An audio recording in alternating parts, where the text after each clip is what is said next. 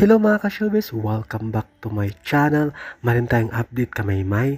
Talagang sa video na to ay makikita natin na tinadtad si Maymay ng mga video at camera habang siya ay rumarampa na tila birhen at prinsesa.